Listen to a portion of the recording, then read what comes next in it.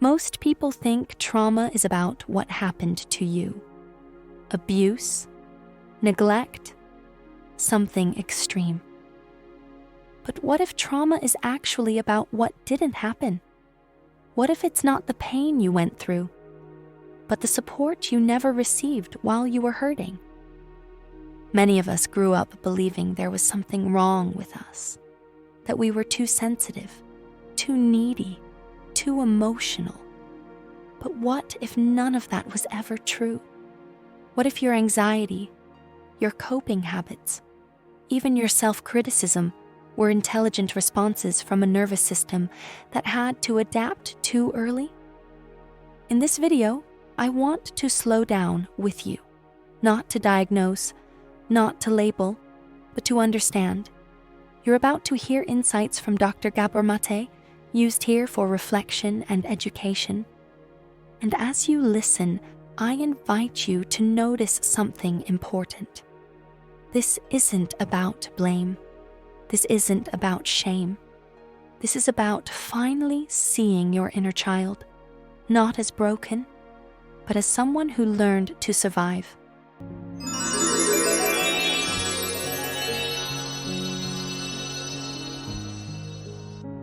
Really, my broad interest is in human development. So what allows people to develop according to their natural tendencies in a healthy way, and what impairs the development, and what are the consequences of that impairment. And they show up in addictions, mental illness, physical illness, personal dysfunctions, relationship problems. So really what I'm interested in is the whole spectrum of human experience and how that is shaped by our interactions with our environment and culture. So anywhere in that range, I'm interested. Well, so let's differentiate between hurt and pain and trauma. It's impossible to get through human life without being hurt, without experiencing pain. That's just the nature of existence. But that's not what trauma is. Trauma is not hurt or pain. Trauma is a wound that hasn't healed. And yes, it's possible to get through childhood without being wounded, but in this culture, it's almost impossible. That's why the subtitle of my book is Trauma, Illness, and Healing in a Toxic Culture, because I think this culture wounds people from even before birth onwards. Now, if you look at human history, prehistory, we evolved in small groups, very communal, very collaborative, very supportive, where the members were very secure that they belonged to the community. Children were surrounded by loving adults. So it's possible to grow up without trauma. It's not possible to grow up without pain, but not everything painful is traumatic. Everything traumatic is painful, but you can have pain without being traumatized by it, depending on the environment and the support that you get. As a society, are we getting better or worse? Oh, it's getting worse. Is it? On the one hand, there's more awareness, there's more methods, there's more science, but if you look at it from the point of view of human needs of either children or adults, it's getting more and more difficult. Children have the need for absolute security, which you didn't have, or safety, belonging in an attachment relationship. That's not negotiable. Oxygen is not negotiable. Security and safety for a child is not negotiable. It's a need.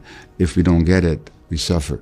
Children have a need to be able to experience all the emotions that nature gave them and to be able to express them and have those emotions validated and mirrored by the adults in a positive way. Adults have, adults or children, we all have a need to belong, to be connected with. That's our nature. Now, adults have a need for a sense of belonging. They have a need to be authentic, which means that they could be their true selves without having to follow and mold themselves according to the demands of their environment. And they have a need for meaning and purpose. Now, if you look at any of those needs that I've just outlined, this society is less and less capable of meeting them. Children are less and less safe and secure. because the parents are more and more stressed. There's much less sense of belonging because communities, extended families have been eroded significantly. There's increasing isolation and loneliness. And in that context, no, it's getting worse. And, your recent Surgeon General in the States here, Dr. Vivek Murthy, wrote a book about loneliness. And loneliness is an epidemic in society. So is obesity. And all these, both of those are harmful to health. And that's just one example. Here in the United States, where we're speaking, 70% of adults are at least on one medication. And 40% are at least on two. This is in the wealthiest country in the world. This is a toxic culture. Well, you're absolutely right. So if you look at, there were studies done in California called the Adverse Childhood Experiences Studies. They looked at 17,000 adults at their childhood histories and their adult health. And they identified 10 factors that they called adverse childhood experiences. Very famous ACE studies, published all over the world, which is why most doctors never heard about them. But that's a whole other story of what doctors hear and that they don't hear. Adverse childhood experiences included physical, sexual, or emotional abuse, violence in the family, a parent being addicted, a parent being mentally ill, a parent dying, a divorce, or a neglect. And each of these added to the risk of addiction exponentially. So by the time a male child had 6 of them, his risk of becoming an injection-using drug addict as an adult was 4,600% greater than that of a male child with no such experience, a 46-fold increase. And that was done in California. To those adverse childhood experiences, we also have to add poverty and racism, because they can also create extreme harm to the psyche, the brain, and the body. The DNA doesn't change, but genes are turned on and off by the environment.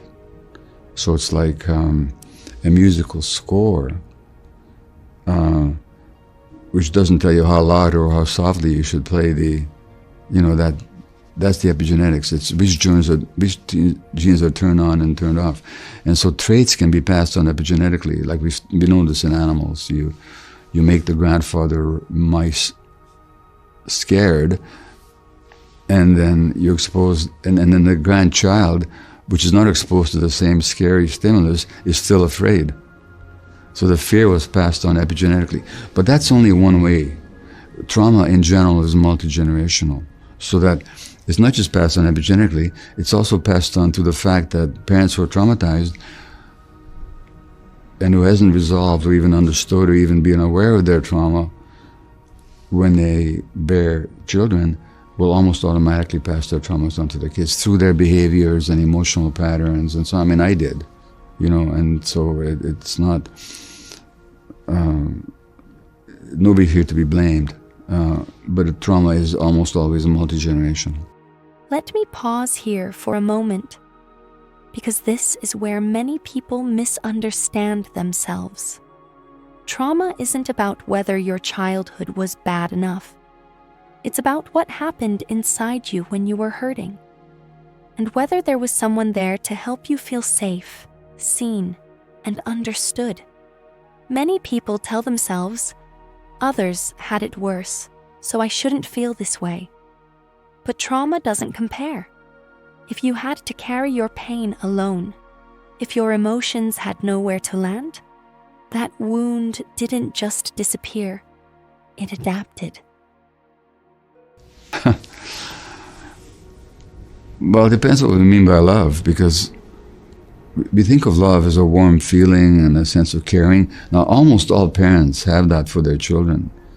Only very traumatized parents, who themselves were totally shut down in childhood, lack that oceanic sense of love for their children. But that sense of love, that feeling, is not sufficient, because it's not what the parent feels that matters, it's what the child receives.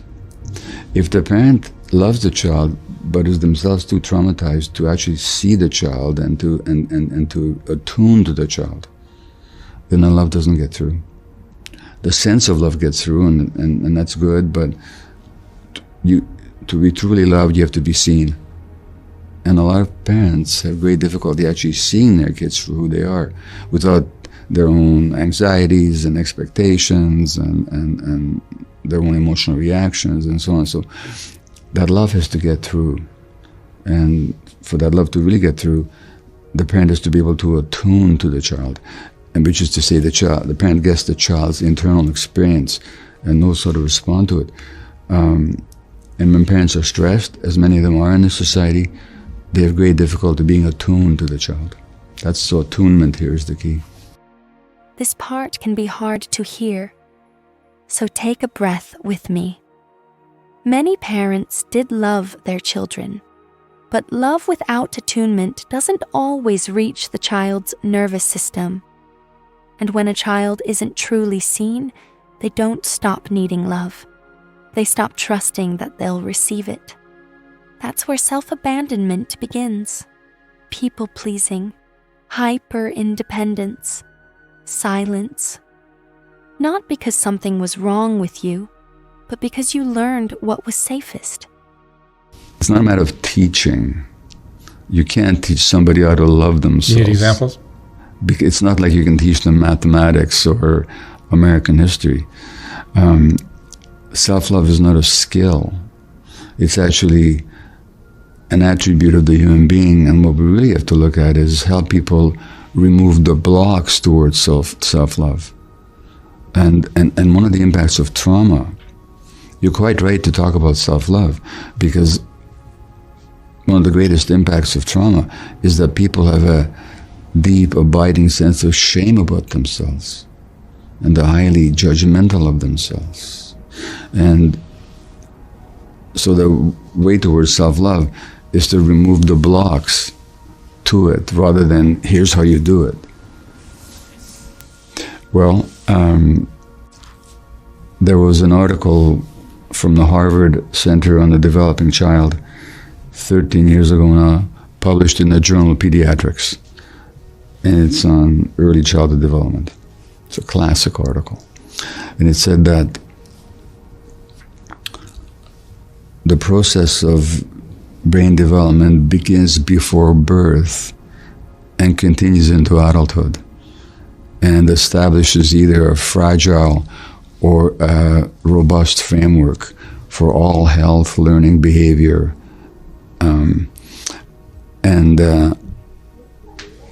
The fact is, we know now from multiple studies that when women are stressed during pregnancy, the stress hormones that she then generates from her adrenal gland go through to the infant with a negative impact on the infant's brain development. And women who are severely depressed or stressed during pregnancy, their children are much more likely to have developmental problems, mental health issues a few years later. So I mean, that's just not even controversial. So when people talk to me about how do you prevent addiction, and everybody thinks you prevent addiction by going to schools and telling kids how bad addictions are. Useless. Because the kids who are listening to adults are not at risk, and the kids who are at risk are not listening to adults. The prevention of addiction needs to begin at, or any mental health issue, needs to begin at the first prenatal visit. So, as a medical doctor, I delivered a lot of babies, about 1,000 in 20 years. And I was well trained to look after the physical needs, the physical requirements, checking the blood pressure, the weight, the diet, the blood sugar levels, so on. Nobody ever told me to ask the woman, how are you feeling emotionally? How is your relationship? How much calmness or how much stress do you feel? Who do you ask for help when you need it? Those questions are not taught to medical students. And yet, the woman's emotional states do have an impact already on the infant. So that it begins really early. Let me pause here for a moment, because this is where many people misunderstand themselves. Trauma isn't about whether your childhood was bad enough. It's about what happened inside you when you were hurting, and whether there was someone there to help you feel safe, seen, and understood. Many people tell themselves, others had it worse, so I shouldn't feel this way. But trauma doesn't compare. If you had to carry your pain alone, if your emotions had nowhere to land, that wound didn't just disappear, it adapted. An adult who is comfortable with who they are, who's in touch with their authentic self, which means with their gut feelings, their body and their gut and their heart, who respects their own individuality and the individuality of others, and can interact with people in a non-defensive, non-reactive way, and can respond to the present situation based on the needs of the present, not some programming from the past. And by the way, speaking of trauma, when I was working in the downtown east side of Vancouver, in 12 years, I didn't have a single female patient who had not been sexually abused as a child. Not one. Really? And all the men had been either neglected or abused, or, this is the extreme. But in this society, there's such a punitive attitude towards people who are drug addicted. And there's two fundamental flaws about that. One is we're blaming people for having been hurt and being desperate to escape from their pain. Number one. Number two, those people who are drug addicted are no different from the rest of us. When I was working with these people, I saw myself in them. I had my own addictive behaviors. I manipulated and I lied about them, and my addictive behaviors had an impact on my family and even on my work. Only thing is, it wasn't to drugs. So I didn't face any medical consequences or legal consequences. But they were no different from me in the sense of the desperation to escape from the discomfort that they're experiencing. I was a workaholic, and I was also had a significant shopping addiction.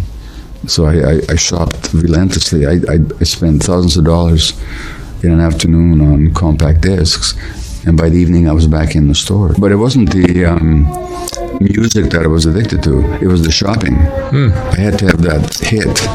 And you always think when you're addicted that just one more will do it. If I just get this particular piece of item or disc, I'll be complete.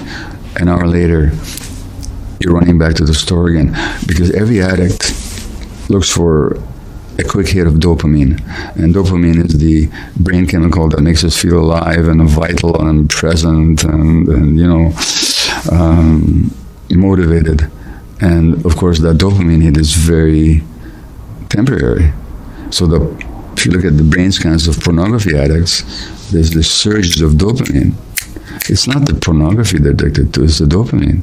They just happen to get the release of dopamine through the pornography. The gambler is the same thing. The gambler is not after money, because typically a gambler wins a lot of money in the slot machine in the evening. By the morning, he's losing again. He's after the excitement, the anticipation. No, it's the conquest, it's the hunt, it's the excitement, it's that dopamine surge. And everybody who's addicted, that's what they're addicted to. And so why are we blaming these people who are using drugs? What we have to understand here is that the human brain develops in interaction with the environment. It's not genetically determined. There's 20,000 genes or so in the human organism. About 10,000 are dedicated to the central nervous system in the brain. And the brain has billions and trillions of connections. There's not enough genes to program our brains. So the second sentence from that Harvard article that I cited is that the interactions of genes and experiences literally shapes the circuitry of the developing brain. So it's not the genes, it's the action of the environment on the genes, shapes the circuitry of the developing brain, and is significantly influenced by the mutual responsiveness of adult-child relationships, particularly in the early years.